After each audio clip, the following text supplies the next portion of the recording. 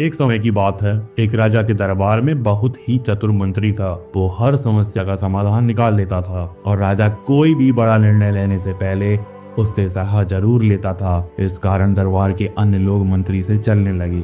एक दिन राजा ने मंत्री से कहा, तुम बहुत समझदार हो, लेकिन तुम्हारा बेटा बहुत मूर्ख है और उसमें कोई अक्ल नहीं है। मंत्री को यह सुनकर अच्छा नहीं लगा। उसने राजा से पूछा, महाराज, आप ऐसा क्यों कह रहे हैं? आपको क्यों लगता है कि मेरा बेटा मूर्ख है? राजा ने उत्तर दिया, हर सुबह जब मैं प्रजा से मिलने बाजार जाता हूँ तो तुम्हारा बेटा वहाँ होता है। मैं उससे रोज पूछता हूँ कि सोना अधिक मूल्यवान है या चांदी। हर बार वो जवाब देता है कि चांदी अधिक मूल्यवान है। ये सुनकर दरबार में मौजूद सभी लोग हंसने लगे और मंत्री को बहुत बुरा लगा। वो बिना कुछ कहे सीधा अपने घर गया और अपने बेटे से पूछा, बेटा, कौन सा धातु अधिक मूल्यवान होता है, सोना या चांदी? बेटे ने तुरंत जवाब दिया, पिताजी, सोना अधिक मूल्यवान होता है। मंत्री ने फिर पूछा, यदि तुम्हें ये पता है कि सोना अधिक मूल्यवान है तो तुम रोज राजा को गलत उत्तर क्यों देते हो और चांदी को अधिक मूल्यवान क्यों बताते हो? बेटे ने मुस्कुराते हुए उत्तर दिया, पिताजी, हर सुबह राजा बाजार में आता है और मुझे बुलाकर दो सिक्के सामने रखता है, एक सोने का और एक चांदी का। फिर वो मुझसे कहता है कि इनमें से जो अधिक मूल्यवान हो उसे उठा लो। मैं हर बार चांदी का सिक्का उठाता हूँ। राजा हंसता है और चला जाता है। मंत्री ने फिर पूछा, लेकिन तुम चांदी का सिक्का क्यों उठाते हो? आज तुम्हारी वजह से पूरे दरबार ने मेरा मजाक उड़ाया। बेटे ने अपने पिता को अपने कमरे में ले जाकर एक बक्सा खोला। बक्सा चांदी के सिक्कों से भरा हुआ था। ये देखकर मंत्री को आश्चर्य हुआ और उसने पूछा, बेटा, ये सारे चांदी के सिक्के तुम्हारे पास कैसे आए? बेटे ने उत्तर दिया, पिताजी, ये वही सिक्के हैं जो राजा मुझे रोज देता है।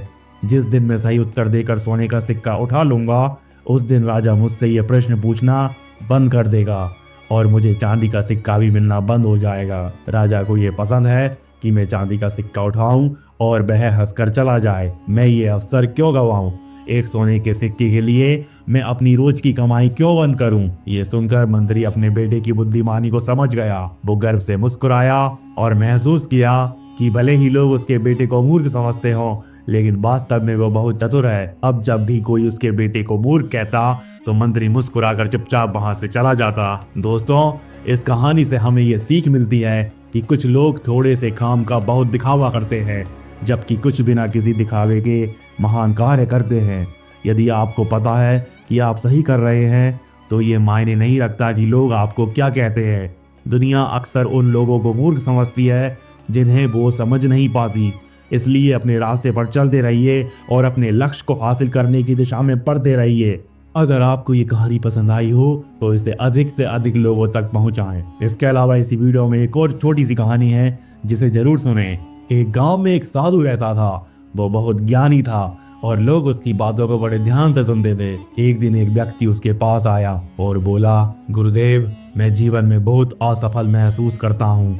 लोग मेरी हंसी उड़ाते हैं और मेरा अपमान करते हैं। मुझे समझ नहीं आता कि मैं क्या करूं। साधु ने मुस्कुराते हुए कहा, बेटा, मैं तुम्हें एक कार्य दूंगा।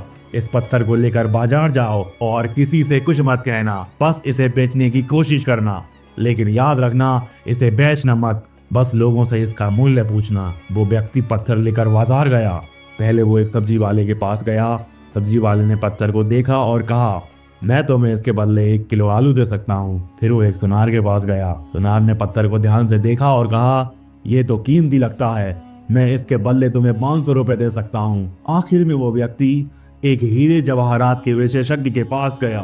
विशेषज्ञ ने पत्थर को देखते ही हैरानी से कहा, ये तो बहुत दुर्लभ हीरा है, मैं इसके बदले तुम्हें 50 लाख रुपए देने को तैयार हूँ। वो व्यक्ति हक्का बक्का रह गया और तुरंत साधु के पास पहुंचा। उसने पूरी कहानी सुनाई। साधु मुस्कुराए और बोले, बेटा, यही तुम्हारी समस्या का उत्तर है। तुम्हारी कीमत क्या है, ये इस बात पर निर्भर करता है कि तुम्हें परखने वाला कौन है। सब्जी वाले के लिए तुम एक मामूली पत्थर की तरह हो। सुनार के लिए तुम थोड़ी कीमत रखते हो, लेकिन एक सच्चे विशेषज्ञ के लिए तुम अमूल्य हो। इसी तरह यदि लोग तुम्हें कम आंकते हैं तो इसका मतलब ये नहीं कि तुम्हारी कोई कीमत नहीं है।